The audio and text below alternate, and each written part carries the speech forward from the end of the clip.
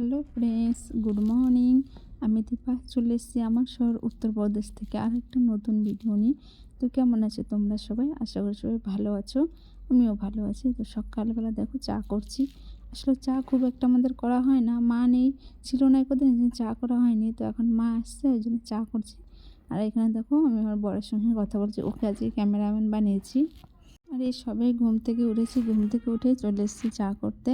আর চা করছি আর ওর সঙ্গে একটু বকবক করছি আর ভাবছি যে কী রান্না করবো। তা ওর সঙ্গে বলছি যে কী রান্না করতে, চলো চাটা হয়ে গেছে, চা খেয়ে নিই।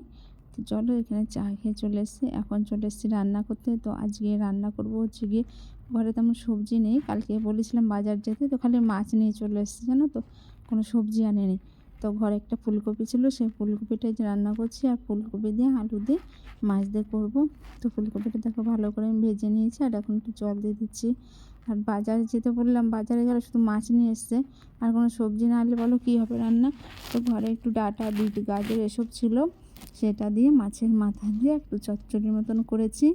আর এখানে ডালটা আমাদের রোজই করতে হয়, ডাল না করলে কেউ খাওয়া হয় না। আর এখান থেকে যে মাছ ভেজে ভেজে রেখে দিয়েছি, এই যে রুই মাছ নিয়ে এসেছিলো। তো মোটামুটি আমার রান্নাটা হয়েই গেছে, দেখতে পাচ্ছ হয়ে গেছে।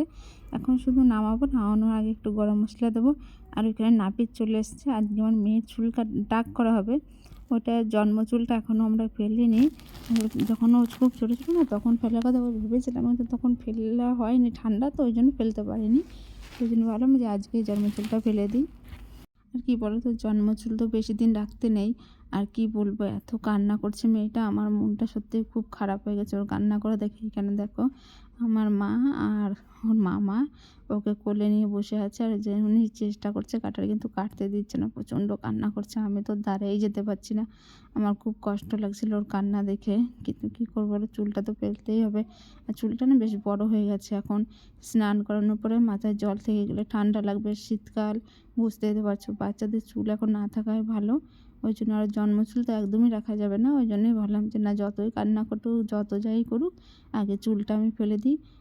আর দেখো চুলটা কাটতেই দিচ্ছিল না, প্রচুর কান্না করছিল। ওর মামা ওকে কোনো মতে নিয়ে বসে আছে, আস্তে আস্তে করে ওর পিঠটা থাবড়াচ্ছে। আর নাপিত দাদাটাও একটু চুল কাটছে, আবার একটু নামিয়ে নিচ্ছে, আবার কাটছে। কী করবে, ছোটো মানুষ তো, চলো তার চটপট করে কেটে দিই। এখান থেকেও চুল কাটা হয়ে গেছে। আর এই যে আমি চলে এসেছি, এখন বিকেল 4:30 বাজে। তার জন্য দেখো এখানে আমি আটাটা আগে মেখে নিচ্ছি। আর আমি না রুটিটা একটু আগে আগেই করে নিই। আর এখানে দেখো দোকানে গেছিলাম, দোকান থেকে নিয়ে এসেছি লাড্ডু। আমার মতিচুরের লাড্ডুটা খেতে বেশ ভালোই লাগে, আর আমাদের নিজের দোকানের লাড্ডু, ওই জন্য ভাবলাম, গিয়েছিলাম 2-3টে নিয়ে এসেছি। আমি আর মা খাবো, ছেলে লাড্ডু খায় না। কাইকে মতিচুরের লাড্ডু খেতে ভালোবাসো অবশ্যই জানিও। আর এখানে আমি দেখো ঝটপট করে আটাটা মেখে নিচ্ছি। আটাটা মেখে তো কিছুক্ষণ রেখে দিতে হবে, ওই জন্য একটু আটাটা তাড়াতাড়ি মেখে নিচ্ছি। আর মেয়ে ঘুমোচ্ছে, ও যতক্ষণ ঘুমোয় সেই ফাঁকে আমার কাজগুলো করে নিতে হবে। আটাটা মাখতে তো বেশ অনেকটাই সময় লাগে, ওই জন্য আমি সবসময় চেষ্টা করি আটাটা আগে মেখে নেওয়ার। আটাটা মেখে না 5-10 মিনিট রেখে দিলে রুটিটা আরও খুবই ভালো হয়। আর এই আটাটা মাখতে না সত্যি অনেকটা জলের প্রয়োজন হয়, জানি না কেন আটাটা একটু ভালো না, আসলে এবার আটাটা একটু ভালো পাইনি।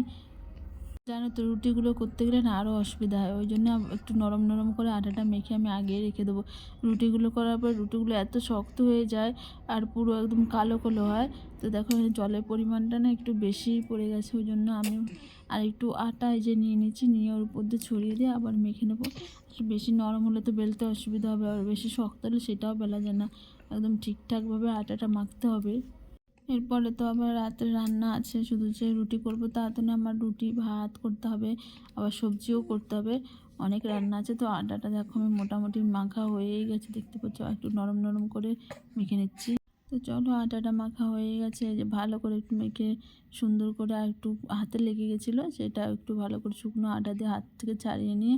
আর আটাটা আমার না একটু আটা ভালোভাবে না মাখলে আমার একটু ভালো লাগে না রুটি করতে। আমি সবসময় চেষ্টা করি আটাটা খুব সুন্দর করে একদম নরম করে মাখার, যাতে একটু শক্ত না হয়, যাতে রুটিটা একটু করতে ভালো হয়।